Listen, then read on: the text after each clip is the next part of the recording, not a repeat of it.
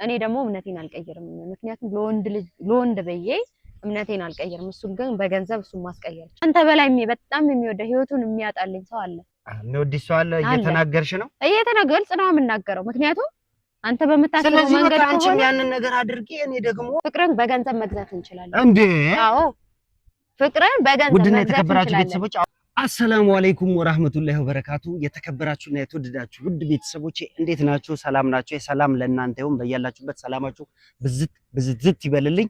ውድና የተከበራችሁ ቤተሰቦቼ ባላችሁት መሰረት በኮሜንቱ መሰረት ዛሬ እንደዚህ ፊት ለፊት አምጥቻት ቁጭ አድርጌያታለሁ። ብዙ ነገሮች ተነጋግረናል፣ ብዙ ነገሮች ተወያይተናል። አሁን የሚያስፈልገውን ነገር ደግሞ እንደዚህ ፊት ለፊት ለመነጋገር ፈልጌ ነው ማለት ነው። ምንድነው የፈለከው ካላችሁኝ ስለ እምነታችን ጉዳይ ነው። የኔና የሷ እምነት የተገናኘ አይደለም፣ ተቃራኒ ነው። ያው ግን እንደ ሐሳብ ማለት ነው። ፍቅር ብቻውን ደግሞ ኃይል እንደሌለው እያየሁት ነው። ምንድነው እሷም ቤተሰብ ከሄድን በኋላ ወደዚህ ጉዳይ ወደ ዋናው ጉዳይ ስንገባ ደግሞ መጀመሪያ ሰላም ቢያቸው እስቲ። ሰላም ውድ የተከበራችሁ የኡመር ቤተሰቦች ሰላማችሁ በያላችሁበት ብዝት ይያላችሁ እና ማለት ነው። ያው የሷ ሐሳብ እንግዲህ የሃይማኖት ጉዳይ ተነጋግረንበት ሃይማኖትን ለማስቀየር በፍቅር የሚሆን ነገር አይደለም፣ የግድ ማወቅ አለባት። የዚህ ዕውቀት ያለው ሰው ደግሞ በዚህ አጋጣሚ ካለ እኔን ኮንታክት ያደርገኝ ማለት በመነጋገር ነው። ፍቅሩ እንዳለ ሆኖ ማለት ነው። ፍቅሩ እንዳለ ሆኖ ሃይማኖት ደግሞ የግል ነው። ሃይማኖት የግል ነው። ትክክለኛ እምነት ማንም ሰው በድንጋይ ቢያምን ድንጋይ እንደማያዋጣ ወይም ደግሞ ድንጋይ እንደማያድነው ያንን ድንጋይ አሳይቶ ማሳመን መቻል ያለበት። ድንጋይ ራሱንም እንደማያድን፣ ውሃ ከሆነ ውሃ ራሱንም እንደማያድን፣ ከመጠጣት ገላ ከማጠብ ቆሻሻን ከማጽዳት ውጪ ነፍስ እንደማያድን ማሳወቅና ማስረዳት ነው የሚቻለው። እና ማለት ነው ፍቅሩ እንዳለ ሆኖ እሷን እኔም በምችለው አቅም እሷም እንደዚህ ነው እያለን እየተከራከርን ነው። ግን እሷ አሁን ቀይሪ ብያት እምቢ ብላኛለች። ለምንድን ነው ያልሽኝ እንደዛ? መጀመሪያም ስንገናኝም ስለ እምነት ጉዳይ አውርተንም አንስተንበት ስለማናቅ አሁን ከመጣ በኋላ ስለዚህ ጉዳይ ማንሳቱ ለምን አስፈላጊ እንደሆነ በመጀመሪያ እንጠይቀዋለሁ። እኔ ደግሞ እምነቴን አልቀይርም። ምክንያቱም ለወንድ ብዬ እምነቴን አልቀይርም። እሱን ግን በገንዘብ እሱን ማስቀየር እችላለሁ። ገንዘብ ስላለኝ ይሄንን ነገር ካነሳሽ አይቀር ገንዘብ እንዳላት እየተናገረች ነው። ገንዘብ አላት። እስካሁን ምንም እንትን ያልኩት ነገር የለም። ቤት ውስጥ ሲኒዎች፣ ጀበናዎች፣ የቤት እቃዎች ምናምን ገዛዝታለች። የሴት እቃዎችን ገዛዝታ አምጥታለች። አሁን በዚህ ጉዳይ ከካሜራ ጀርባ የነበረው ነገር ገንዘብ ስላላት እሷ በገንዘቧ እኔን ሃይማኖት ለማስቀየርም ፍላጎትም ማሳብ አላት። ግልጹን ነው የተናገረችው።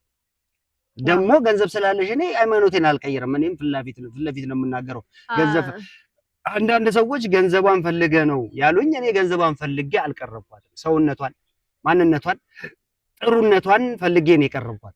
እሷ እንዳሰበችው ደግሞ እኔ አንቺን በገንዘብ ጠንቅር ብለሽ ገደል ትገቢያለሽ እንጂ ማለት ነው። እንደዛማ ከሆነ እኮ መጀመሪያ ራሱ አይቀርበኝም ነበር። እናንተ እንግዲህ እያያችሁት ነው ሁሉንም ነገር። ያ ፍላጎት ባይኖረው ኖሮ የገንዘብ ፍላጎት ባይኖረው ኖሮ እሱ ራሱ እኔን አይቀርበኝም ነበር። እንዴት? የገንዘብ ፍላጎት ስለነበረው እንዴት እምነት አልመረጠም፣ ዘር አልመረጠም፣ ሃይማኖት አልመረጠም። ለምን? ምክንያቱም ፍላጎቱ ገንዘብና ገንዘብ ብቻ ስለሆነ። አንቺ ነሽ እንደውም የኔን ገንዘብ ፈልገሽ አንቺ ነሽ እኔ ጋር የመጣሽው። የኔን ገንዘብ አንተን ገንዘብ ልፈልግ አልችልም። ለምን? ገንዘብ ዩቲዩበር ነኝ። ዩቲዩብ ስላለው ዩቲዩብ በጣም ስለሚሰራ ይሄንን ወሬ ሰምታ ማለት ነው ነገሮችን ለማስተካከል እና ገንዘብ ለመብላት ልክ እንደ አዩ ማለት ነው።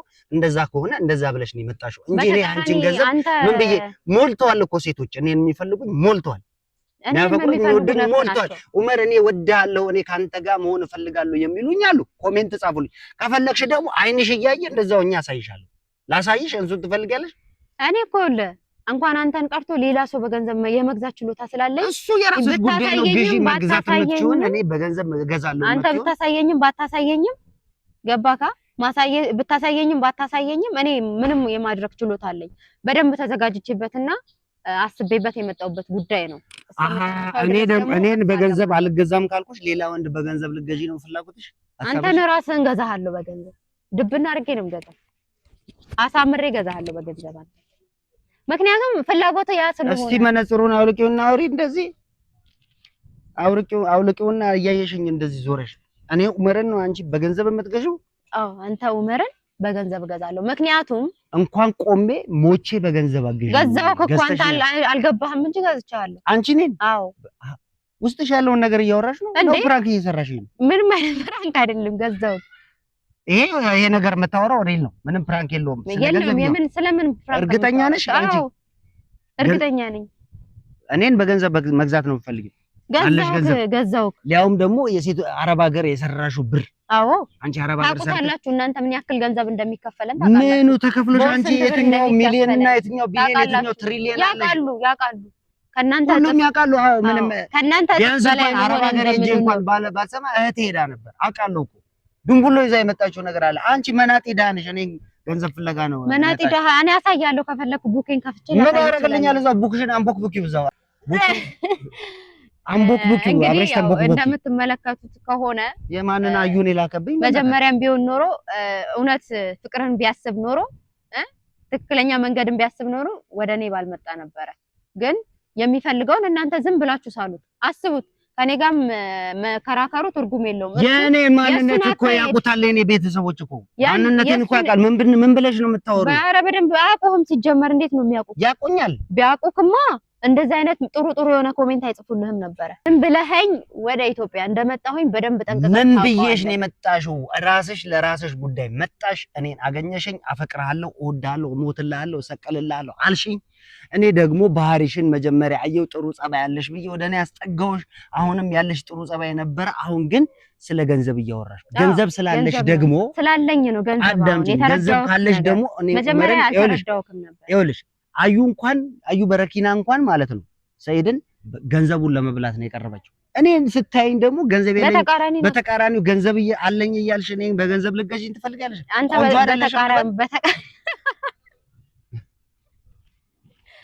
አንተ በተቃራኒው ነው ወደ እኔ ህይወት የመጣኸው። እኔ አልመጣሁም እኮ አንቺ ነሽ የመጣሽው። እኔ ይኸውላችሁ ቆይ እኔ የት ነው የመጣሁት? እኔ አንቺ ጋር መጣ ህይወቴ ውስጥ ህይወቴን የበጠበጥከው አንተ ነህ። ወደ ህይወትሽ አንቺ ነሽ ወደድኩ አፈቀርኩ ብለሽ የመጣሽው አንቺ። ከጥሩ ትዳር ውስጥ ህይወት ውስጥ ነው ያወጣኸኝ። ከጥሩ ትዳር ህይወት ውስጥ አውጥተኸኝ ዛሬ ላይ እዚህ ጋር አስቀምጠህ ስለ ሃይማኖት መከራከር በራሱ ሲጀመር አንቺ ልጅ አለሽ የለሽም? ልጅ አለኝ። ዋሽ ነገር የለም። እውነት ሀቃቋን ነው ምን ልጅ አላት አለኝ። አዎ አንድ ልጅ አላት። ከመጀመሪያ ባለቤቷ ጋር ተጣልታለች። እውነቱን ስለነገረችኝ ተቀብያለሁ። ሰው ነች፣ ህይወት ስለሚቀጥል እኔም ቀጥላለሁ ብያለሁ። ህይወት ነው በቃ ምንም ችግር የለውም። ስለዚህ ይሄንን ነገር አምኜ ተቀብዬ ገንዘብ ስላላት እንደሆነ ደግሞ አሁን እየነገረችኝ ነው። አንድ ጥያቄ ልጠይቅሽ። መጠየቅ ትችላለህ። ምን ያህል ገንዘብ አለሽ? በሚሊዮን የሚቆጠር አለኝ። በሚሊዮን አለሽ? ያ ሚሊዮን ይሄን ጣትሽን ቁረጪው። ይሄ ጣትሽ ተቆርጧል። ይሄ የተቆረጠው ጣትሽ ሚሊዮኑ ጣትሽን ይተካል? ገንዘብ ካለ ገንዘብ ካለኝ ይሄን ኦሪጂናሉን ጣት እቺን ጣት ተቆርጣ ኦሪጂናል ጣቱን በሚሊዮኑ ትተኪዋለሽ? በደንብ ነው። ገንዘብ ካለኝ ምንም የማድረግ ችሎታ አለ። ምን አድርገሽ እንዴት አድርገሽ ነው ፈጣሪ የሰጠሽን ጣት መልሰሽ እንደ ፈጣሪ መተካት የምትችይው? በገንዘብ ይቻላል። እኔን በገንዘብ ብትገዢኝ ማለት አይደለም ጥፍርህን ቀርቶ ማለት ነው አይደለም ጣትህን ቀርቶ ህይወትን መግዛት እንችላለን። ህይወትን መስራት እንችላለን። ምን አይነት ፕሮፓጋንዳ ነው? ምን አይነት ሴት ምን አይነት ዘመን ላይ እንደመጣን አታውቀውም እንዴ? ዘመናችን ነው በቃ። ስሚ ነፍስና አካል እኮ ሊተካ አይቻልም። ይተካል። ይኸውልሽ የገንዘብ ጥግ ቢኖር እኛ ውዶች ነን። መተካት የማይቻል ንብረት ነው ያለን። የተሰጠን ተሰጦ መተካት የማይቻል ነው። መተካት አንችለው። ስለዚህ ገንዘብ አለኝ ብለሽ አትጠብሪ።